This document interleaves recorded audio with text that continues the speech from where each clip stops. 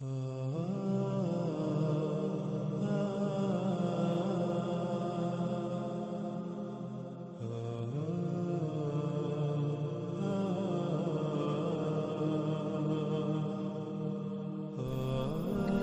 سبحانہ و تعالیٰ نے ہمارے جسم میں جو میزان قائم کیا وہ میزان قائم کیسے رہے گا؟ وہ کون سی ہدایات ہیں جن ہدایات پر عمل کر کے ہم اس میزان کو برقرار رکھ سکتے ہیں؟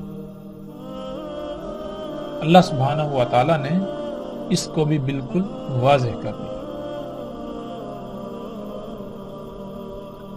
ہمارا جسم جو کئی اعضاء کا مجموعہ ہے، جب ہم غور کریں تو ہمارے اوپر یہ بات کھل کر واضح ہو جاتی ہے کہ ہر عضو جو ہے وہ کئی مخلوقات کا مجموعہ ہے،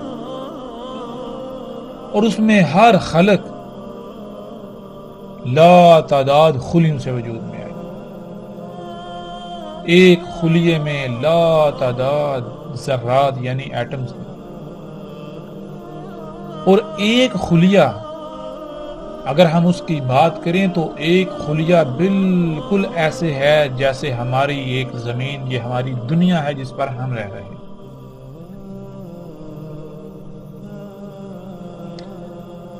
ہمارے ایک خلیے کے اندر پوری ایک ایسی دنیا آباد ہے جس دنیا میں ہم رہ رہے ہیں۔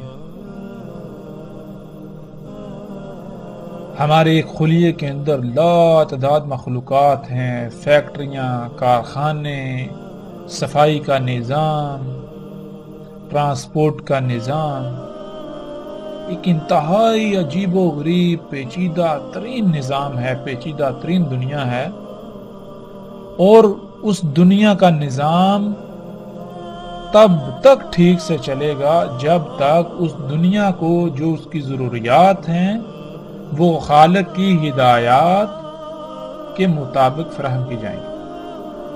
ان ضروریات کی مقدار کیا ہوگی، ان ضروریات کا معیار کیا ہوگا، اس کا بھی علم صرف اور صرف اسی ہی کو ہو سکتا ہے جو اس دنیا کا خالق ہے، اور اس دنیا کا خالق اللہ سبحانہ و تعالیٰ کی ذات ہے۔ ایک خلیہ ناظرین جس کا حجم کیا ہے، اس کا اندازہ آپ یوں لگا سکتے ہیں کہ اگر 10 لاکھ خلیے ایک مقام پر رکھے جائیں تو وہ صرف اور صرف اتنی جگہ گھیریں گے جتنی کی ایک باریک سے باریک تر سوئی کی نوک ہوتی ہے۔ اس سے آپ اندازہ لگا سکتے ہیں کہ ایک خلیے کا حجم کیا ہے، کتنا چھوٹا ہے جسے انسانی آنکھ نہیں دیکھ سکتی۔ تو ناظرین، جب تک اس خلیے کی دنیا میں جو میزان اللہ سبحانہ و تعالیٰ نے قائم کیا وہ قائم رہے گا، تب تک ان خلیوں سے وجود میں آنے والا عضو ہر لحاظ سے مکمل اور وہ اپنے مقام پر رہتا ہوا اپنی ذمہ داری پوری کر سکے گا۔ جب اس طرح تمام کے تمام اعضاء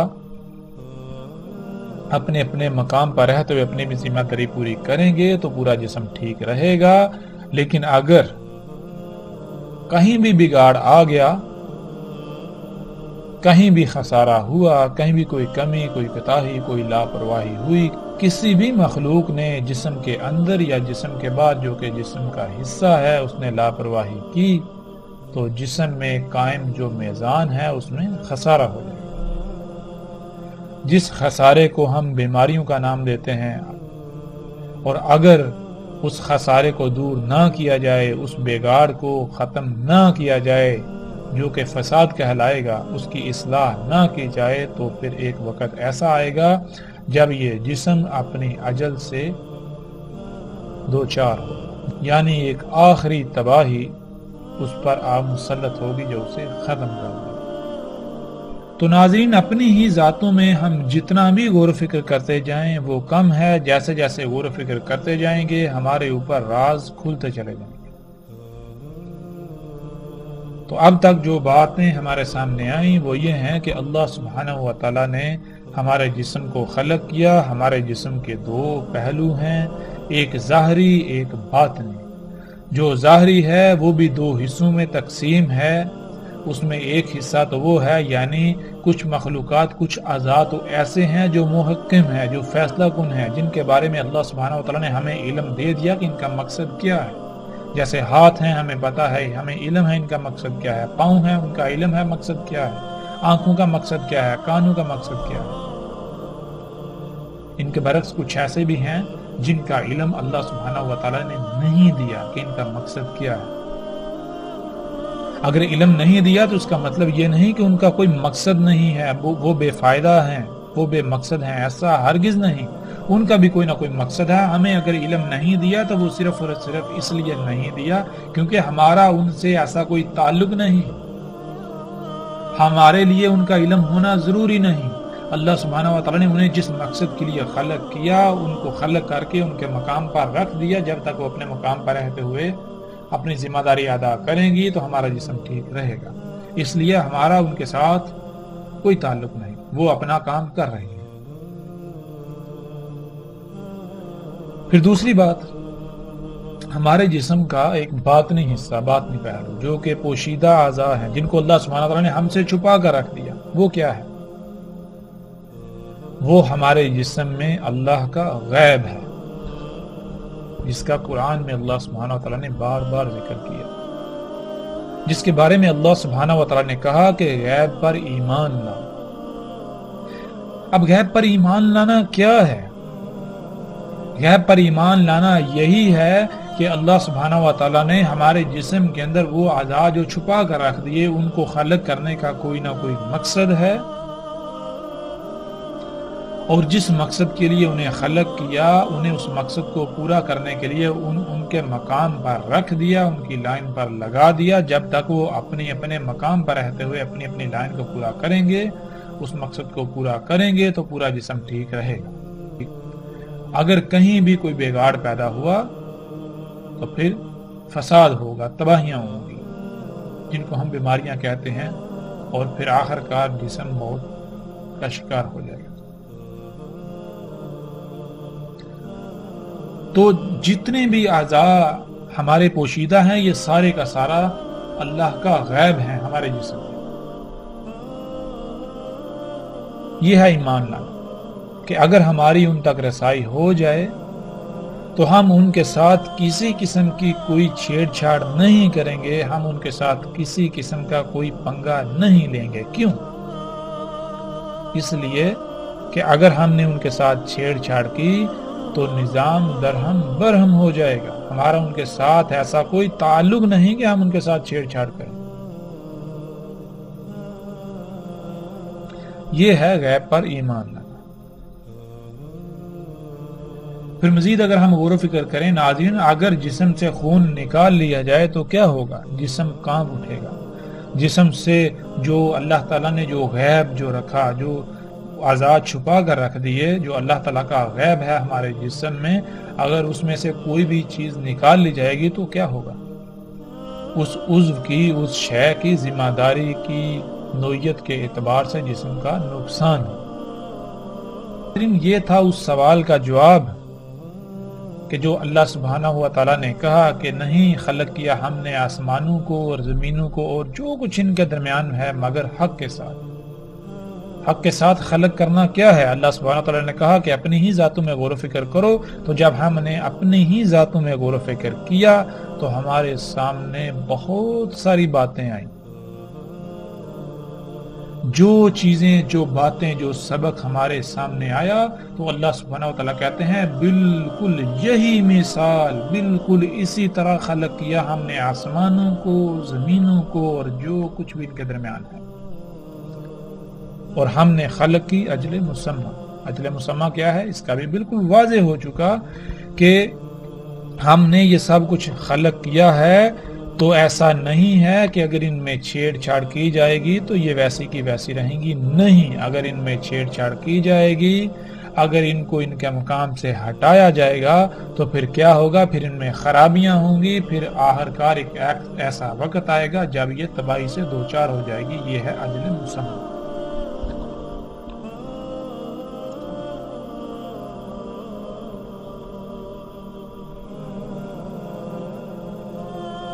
جب ہم نے اپنی ذات میں غور و فکر کر لیا تو اللہ سبحانہ و تعالیٰ پھر بالکل واضح کہتے ہیں، جیسا کہ اس آیت میں ہے، اللہ سبحانہ و تعالیٰ کہتے ہیں اس میں کچھ شک نہیں، تیرا رب یعنی جس نے تجھے خلق کیا اور کسی نہ کسی مقصد کے لیے خلق کیا، پھر تجھے جو تیری تمام کی تمام ضروریات تھیں وہ خلق کر کے مہیا کی، تجھے پروان چڑھایا اور تجھے اس مقام پر لے کے آیا جس مقام پر آ کر تو اس ذمہ داری، اس مقصد کو پورا کر سکے جس مقصد کے لیے تجھے خلق کیا۔ وہی رب ہے تمام کی تمام مخلوقات، یعنی تمام کی تمام مخلوقات کو بھی اسی نے خلق کیا، کسی نہ کسی مقصد کے لیے خلق کیا، اور تمام کی تمام مخلوقات کو خلق کر کے جو جو ان کا مقام تھا سب کو اس کے مقام پر قائم کر دیا، اور اسے ہی علم ہے کہ ان کی ضروریات کیا ہیں، ان کی ضروریات کا معیار، ان کی ضروریات کی مقدار کیا ہے، سب کا سب اسے علم ہے۔ یہ کائنات، یہ تمام مخلوقات کیسے ٹھیک رہیں گی، کائنات کا نظام کیسے چلے گا، یہ سب کا سب صرف اور صرف اسے ہی علم ہے۔ کیوں؟ کیونکہ وہ خلاق ہے، تمام کی تمام مخلوقات کو اسی نے خلق کیا۔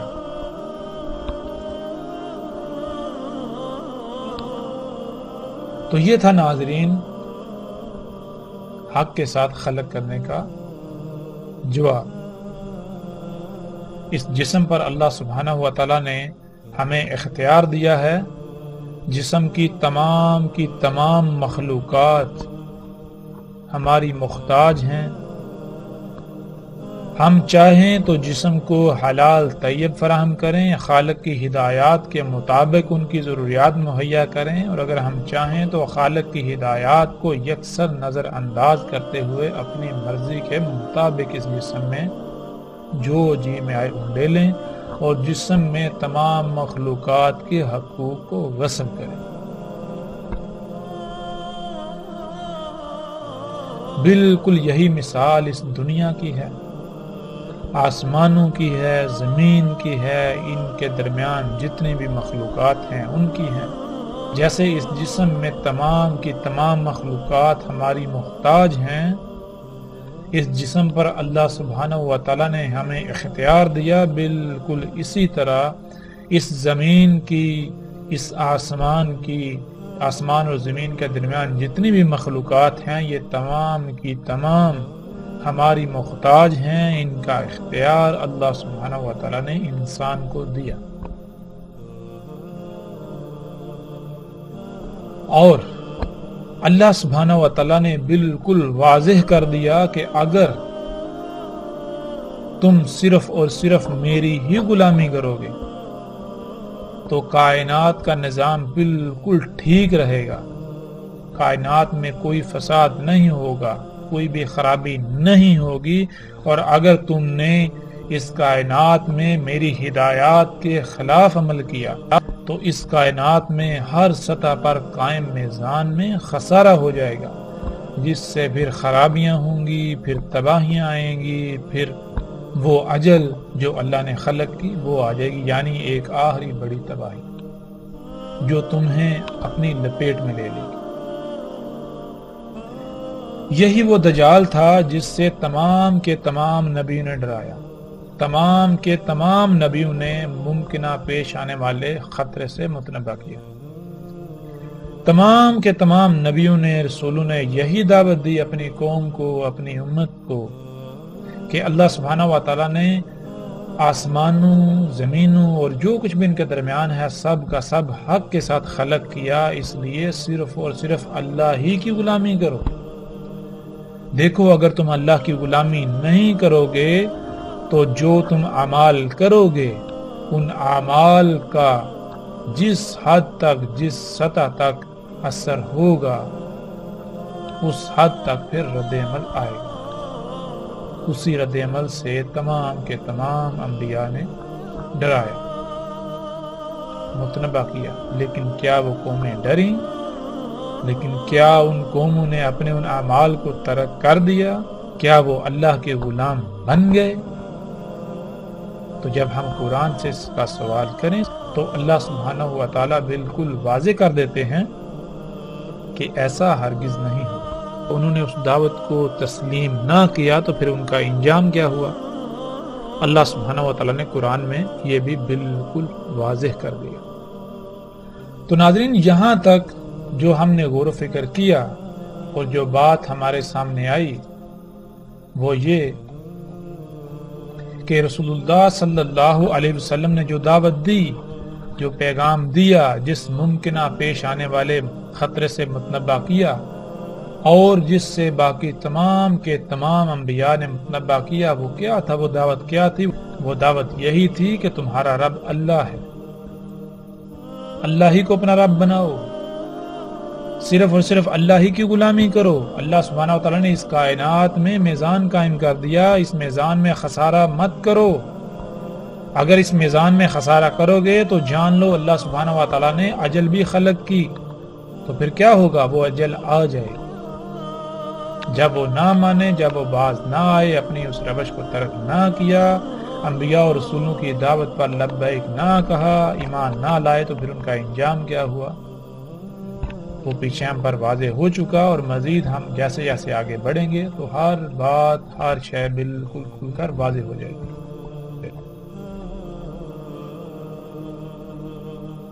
جیسے نوح علیہ السلام نے اپنی قوم کو دعوت دی، بالکل اسی طرح باقی رسولوں نے بھی اپنی اپنی قوموں کو دعوت دی، اپنی اپنی قوموں کو ڈرایا. جب وہ نہ ڈرے، جب وہ اپنی روش سے باز نہ آئے، تو پھر ان کا انجام کیا ہوا؟ اس انجام اور جس وجہ سے ان کا انجام ہوا اللہ سبحانہ تعالیٰ ان آیات میں بالکل واضح کر دیتے ہیں. وہ کیا اشیاء تھیں، وہ اعظم و فتنہ کیا تھا جس کی زد میں آ کر، جس کے دجل کا شکار ہو کر وہ قومیں ہلاک ہوگی، صفحاتی سے مٹ گئی. اللہ سبحانہ و تعالیٰ کہتے ہیں کیا نہیں دیکھتے کیسے ہلاک کیا ہم نے ان سے قبل زمانوں سے؟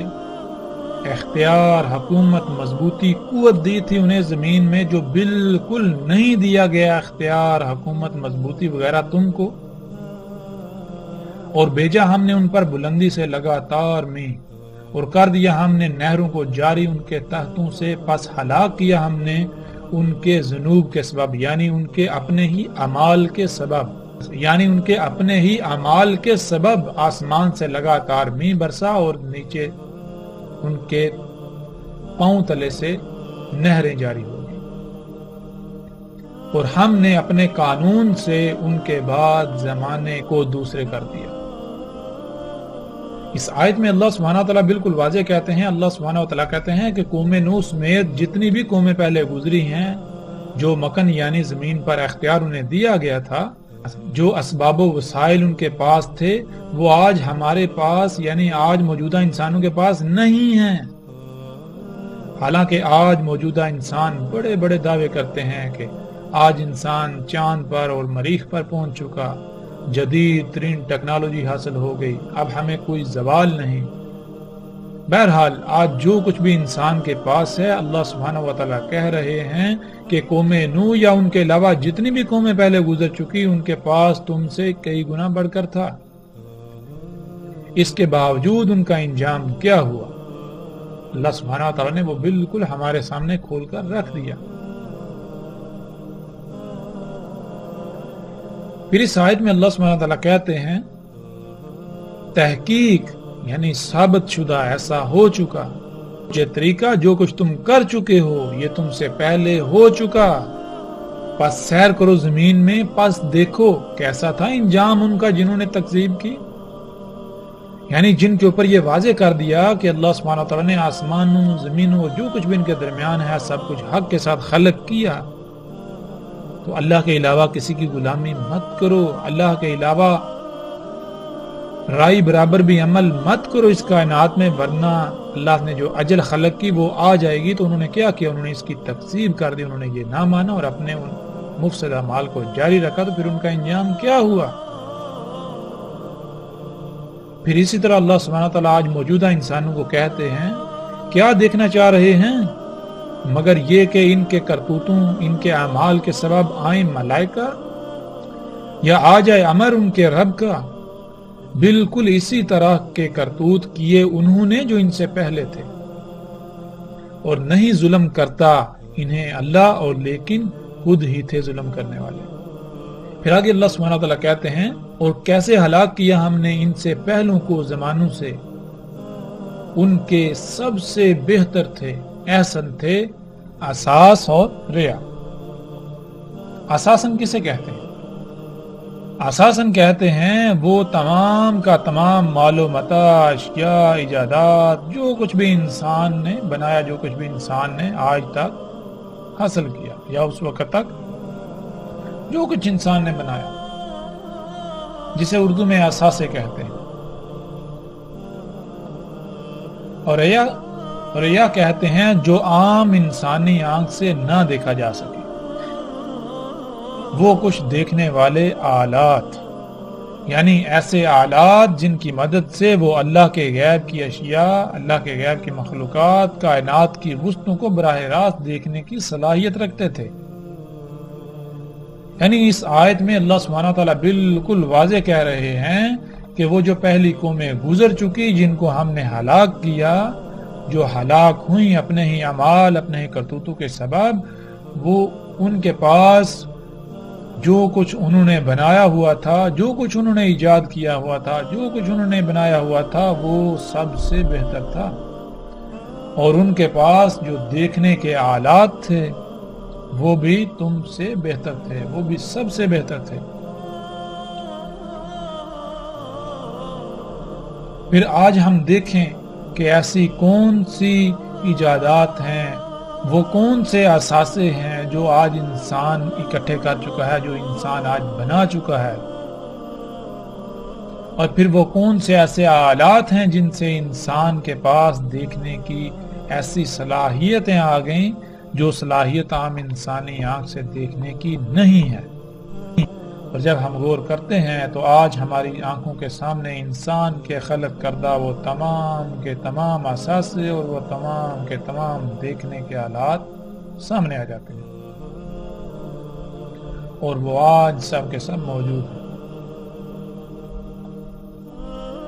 پھر اسی طرح اللہ سبحانہ وتعالیٰ کہتے ہیں کیا پس نہیں رہنمائی ان کے لیے، کیسے ہلاک کر دیا ہم نے ان سے پہلوں کو، زمانوں سے چلتے پھرتے ہیں ان کی رہائشوں میں، اس میں کچھ شک نہیں، ان میں آیات ہیں اولی الانہا کے لیے۔ کیا آج ہم گھومتے پھرتے ہیں، زمین میں سیریں کرتے ہیں اور پہلی تباہ شدہ اقوام کے آثار دیکھتے ہیں، تو جب ہم ان کے آثار، ان کے بنائے ہوئے گھر، تباہ شدہ کھنڈرات جب ہم دیکھتے ہیں تو اللہ سبحانہ وتعالیٰ کہتے ہیں ان میں رہنمائی ہے تمہارے لیے، غور و فکر کرو تو کہ کیسے ان کو ہلاک کر دیا، وہ کیا تھے، ان کے پاس کیا تھا۔ پھر اسی طرح اگلی اس آیت میں اللہ سبحانہ وتعالیٰ کہتے ہیں کیا نہیں سیر کی، کیا نہیں گھومے پھرے زمین میں، پس دیکھیں کیسا تھا انجام ان کا جو ان سے پہلے تھے وہ بہت شدید، ان سے کئی گنا بڑھ کر قوت میں، زمین کے نوادرات میں، یعنی جو زمین کے اندر اللہ سبحانہ وتعالیٰ نے چھپا کر زمین کے خزانے رکھے ہیں ان میں، اور انہوں نے زمین پر ایسی تعمیرات کی، زمین کو ایسے آباد کیا، شہروں کے شہر آباد کیے جو ایسی تھیں جیسے نہ ختم ہونے والی، مضبوط اور لمبے عرصے تک قائم رہنے والی، جتنی زیادہ سے زیادہ وہ کر سکتے تھے، جتنا زیادہ سے زیادہ وہ زمین کو آباد کر سکتے تھے، تعمیرات کر سکتے تھے، وہ انہوں نے کی دوسروں کے مقابلے میں۔ اور آئے ان کے پاس ان کے رسول بینات کے ساتھ، یعنی اللہ کے رسول جب اللہ کے بھیجے ہوئے ان کے پاس آئے تو انہوں نے سب کچھ کھول کر رکھ دیا کہ جو کچھ تم یہ کر رہے ہو اس کا انجام کیا ہے اور اس کی حقیقت کیا ہے۔ بس نہیں تھا اللہ ظلم کرنے والا ان کے لیے، اور لیکن تھے خود ہی ظلم کرنے والے۔ اس آیت میں بھی اللہ سبحانہ وتعالیٰ نے بالکل کھول کر واضح کر دیا۔ اللہ سبحانہ وتعالیٰ کہہ رہے ہیں کہ جو تم سے پہلے تھے زمین پر، جو تم سے پہلے امتیں، قومیں آباد تھیں، جن کی طرف ہم اپنے رسول بھیج چکے، جو تکذیب کر چکی، جو ہلاک ہو چکی، کیا تم نے زمین میں سیر نہیں کی؟ کیا تم زمین میں گھومے پھرے نہیں؟ تم نے زمین کے ان کے کھنڈرات، ان کے آثار نہیں دیکھے؟ دیکھ چکے ہو تم، وہ تم سے کئی گنا بڑھ کر تھے قوت میں۔ قوت کسے کہتے ہیں؟ آج کیا ہے انسان کے پاس قوت؟ آج ہم کسے قوت کہتے ہیں؟ مثال کے طور پر اگر آج امریکہ کچھ دعویٰ کرتا ہے، امریکی صدر کہتا ہے، تو وہ کیا کہتا ہے؟ ہم قوت میں بڑھ کر ہیں، ہم سے جو ٹکر لے گا، جو ہماری بات دنیا میں نہیں مانے گا، وہ مارا جائے گا۔ وہ کون سی قوت ہے؟ وہ قوت ہے اسلحہ، بارود، مشینیں، یہی تو قوت ہے۔ اور اسی قوت کا اللہ سبحانہ وتعالی نے ذکر کیا، یہی وہ قوت ہے جو انسان کے اثاثے ہیں، جو کچھ انسان نے آج تک بنایا۔ اللہ سبحانہ وتعالی کہہ رہے ہیں کہ جو قوت آج تمہارے پاس ہے، یعنی جو مشینیں، جو ٹیکنالوجی، جو ایجادات تم کر چکے ہو، جو اسلحہ، بارود، جو کچھ بھی یہ تمہارے پاس ہے، جو تم سے پہلے گزر چکے، وہ تم سے کئی گنا ان سب میں بڑھ کر تھے۔ وآثار الارض، آثار کہتے ہیں نوادرات کو، نوادرات نادر کی جمع ہے، اور نادر کہتے ہیں ایسی قیمتی ترین شے کو جس کو چھپا کر رکھا جائے۔